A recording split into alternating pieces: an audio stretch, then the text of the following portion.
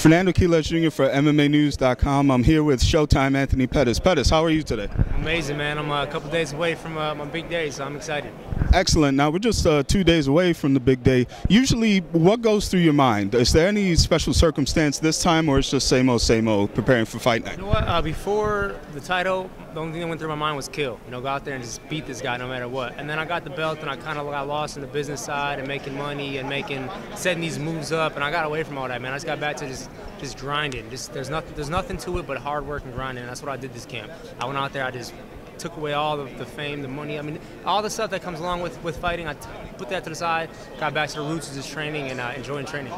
Well, that's always good to hear. Now, despite, some pitfalls along the way, some bumps in the road, you're still facing a formidable opponent in Michael Chiesa. This is a great fight. A lot of people think it's going to steal the show.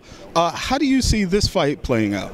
It's gonna be a war. I mean, he's coming off a loss, and I'm coming off a loss. Two guys coming off a loss. You got two guys with their backs against the wall. All we can do is just fight our way back to where we were at before. So I'm not looking past this guy, but at the same time, he doesn't belong in the octagon with me. I feel like my skill set, the guys I fought, I didn't have the performances that I should have had, but I fought tougher guys, I fought better guys, and all I got to do is perform.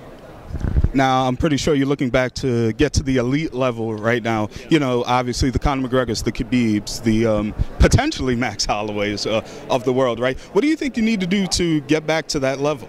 Man, I was at that level, and I know I got to get back to my roots, man. I think I concentrated so much on this wrestling shit that I lost what got me to the dance, man. My striking and my jiu-jitsu, being a dynamic striker with a great ground game that doesn't stop fighting.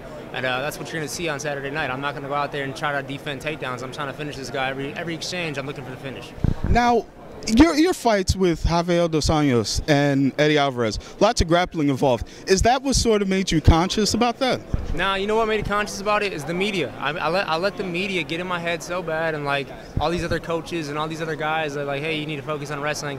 Why? Like, I'm not going to catch up to these wrestlers. Like, these guys have been doing it their whole lives. They're not going to catch up to my striking, but I'm allowing them to dictate my striking while they're wrestling. So I got to get away from doing that.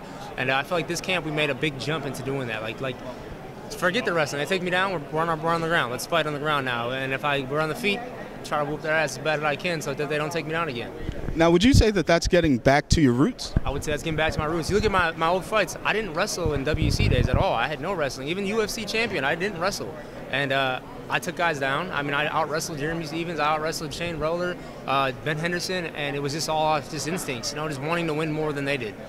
Now, Michael Chiesa, he had been known for having a pretty good ground game himself, but recently he was submitted by Kevin Lee. Do you think in that fight that was more, he was letting Kevin Lee get in his head, or do you think it's a fight, anything can happen? I feel like once you go up to that next level of talent, anything can happen. There's no good guys at just jiu-jitsu or wrestling or strike. You got to be good at everything to be in the top 10 in the UFC, and that's what you're facing. You got to be ready for anything. Do you think, right now, I know obviously fighters, they say, they want to get out of there quickly, but do you think that this is going to be a fight of the night, or is this just going to be a performance of the night for you? I mean, honestly, I'm used to doing 5-round fights now, so this is a quick fight for me. 3 rounds is pretty quick. I mean, all my last fights have been almost 5-round fights, so if it goes 3 rounds, I'm going to make sure I'm winning this fight. No matter what happens in this fight, I'm going to be attacking the whole 15 minutes and making sure this guy either wants to quit or gets knocked out. Now, let's say that, you win the fight, you do all your media obligations, and you're potentially watching Holloway versus Khabib. Who do you think takes that fight and why? I mean, I fought Holloway before, so this guy's tough. Obviously the weight cut was horrible on my body, and he's one of the guys that just wants it right now. So hopefully he still has that fire, and he still has that burning desire to be the best in his division, and he didn't let that get to his head yet. He can hit Khabib. I mean, if he lands some shots, anything could happen out there. Same time, Khabib's a different animal.